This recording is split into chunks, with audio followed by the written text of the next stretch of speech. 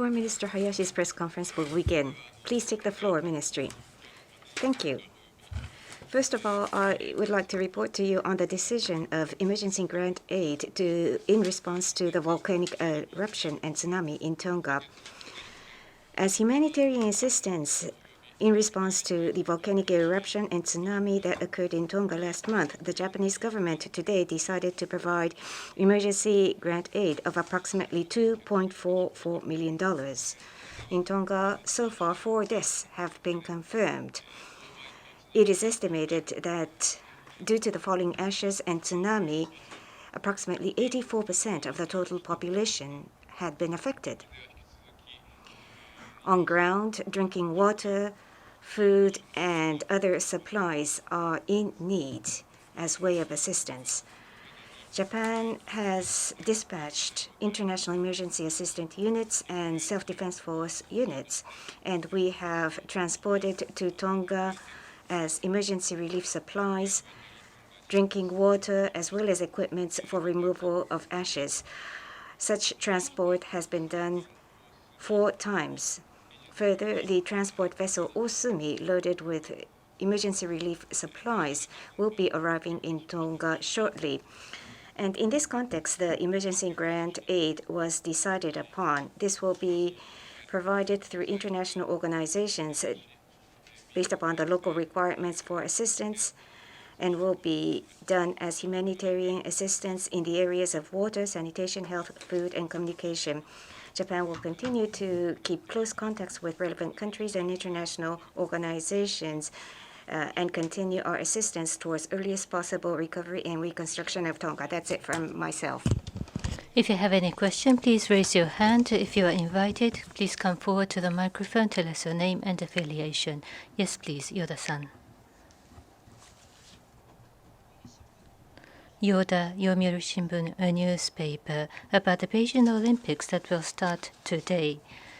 High-level government officials are not to be sent by the government of Japan regarding the coming Sino-Japan relationship. What is your perspective? Between Japan and China, because we are neighbors, there are various issues. The situation including the Senkaku Islands, and there are unilateral attempts to change the status quo in the East and South China Seas.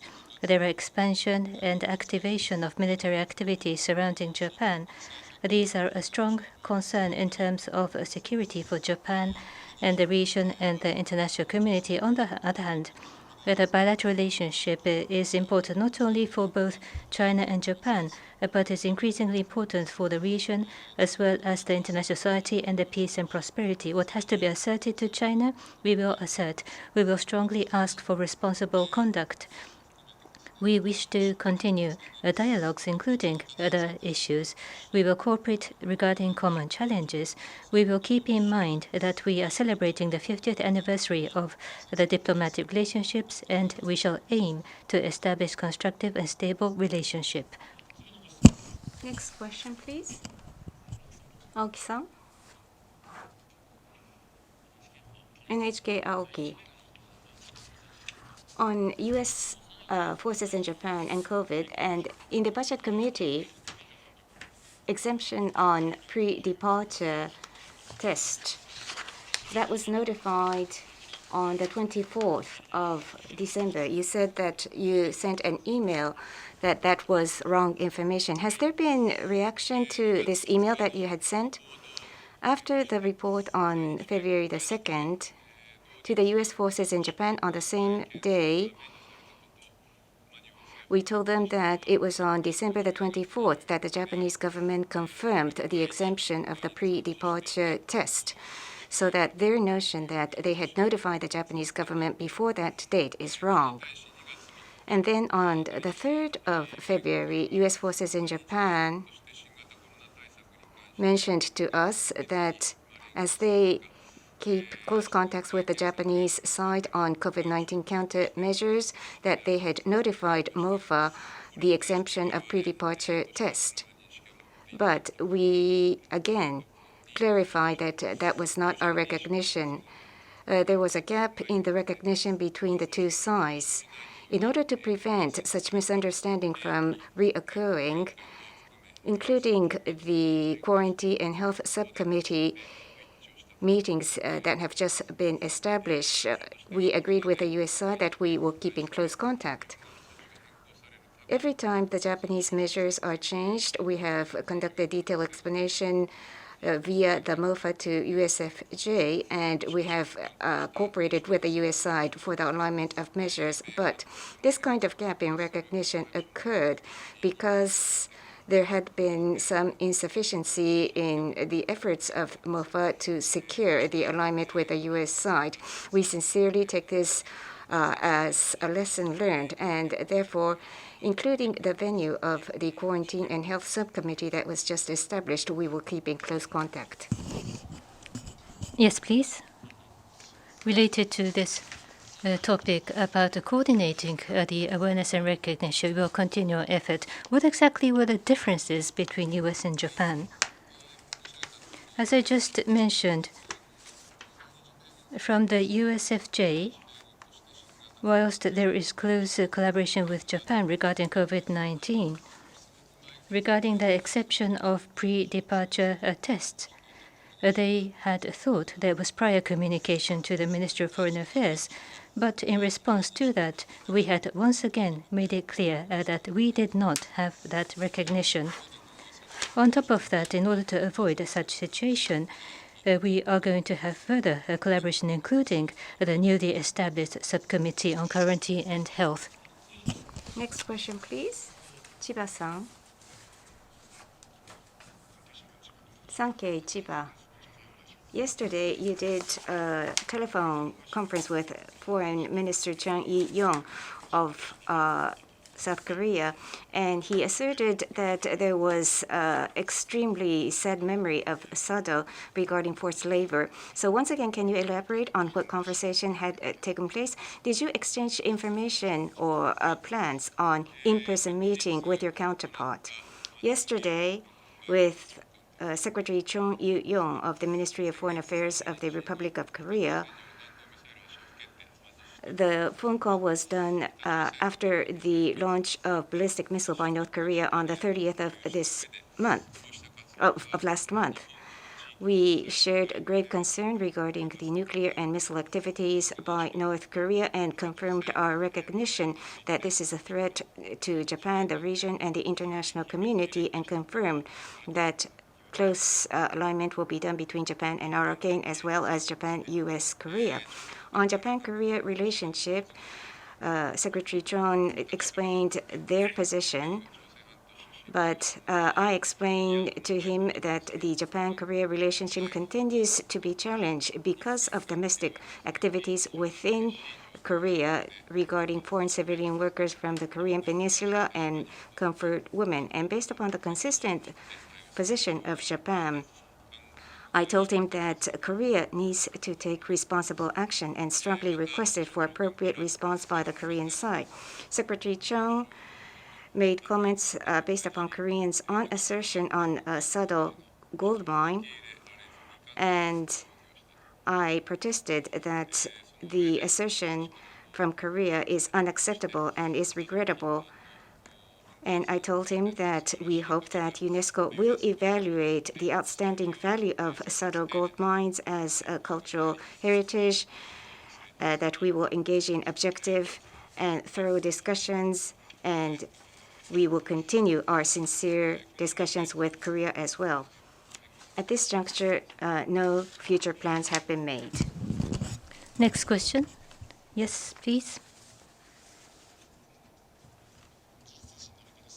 Nanaka GG, confirmation about this point from the South Korean side about the Sado gold mine. They discussed as if there were forced labor, and you commented that that is not acceptable. The position of the government of Japan at the Sado mine, there was no forced labor. Has that been confirmed, and you have clearly communicated that? This is a diplomatic exchange, so I will refrain from going into details. But from Minister Chon regarding Sado, he mentioned as if a forced labor had taken place at the Sado gold mine by Minister Chon, and I said that that assertion cannot be accepted, and I protested. Sawai-san, TV Asahi Sawai, I have a related question. You said objective and thorough discussion will be conducted. Going forward with the Korean side, at what level and through which venue will you be engaging in discussions? And 2 days ago, from the LDP to you, Minister, the LDP requested you to approach international organizations and people related to the inscription of World Heritage. How will you engage in lobbying activities in response? We hope that the outstanding value of Sado gold mines as cultural heritage will be evaluated, and including Korea, we will engage in objective and thorough discussions. MOFA sincerely accepts the resolution adopted by the LDP that you have mentioned. And regarding how we will be engaging in discussions with Korea, under the task force for the inscription of World Heritage, in the process of the procedure, we hope to engage in various discussions to play our constructive roles. The last question, Maeda-san, please. Maeda Kyodo, this is about Ukraine. The expected measures against Russia and your intention for direct dialogue. At the US-Japan leaders' discussion the other day, you have agreed to take stronger position. What are expected going forward? And Europe and the United States, they have a dialogue with Russia. Does Japan intend to have a direct conversation? Last month, indeed, there was the Japan-US leaders' TV summit. From the Japanese side, if Russia does invade Ukraine, what kind of strong actions might be possible? We have confirmed that we will always closely coordinate with the United States. Regarding the situation surrounding Ukraine, our position is, as was mentioned in the December last year G7 Foreign Minister statement, we have been asking Russia to de-escalate the tension and to continue dialogue through diplomatic channels. Last year, in November, at the Japan-Russia Foreign Ministers telephone conference, I spoke to Russian Minister Lavrov that we are concerned about the escalation and that we are paying careful attention with very high level of interest. We have continued to ask for de-escalation of tension at various levels. We will continue to work with relevant countries, including the United States, and will continue our appropriate responses. Under this situation, about a possible strong action in the case of attacks, it would not be appropriate for me to discuss here, so I will refrain from responding. Thank you. This is the end of the press conference. Thank you.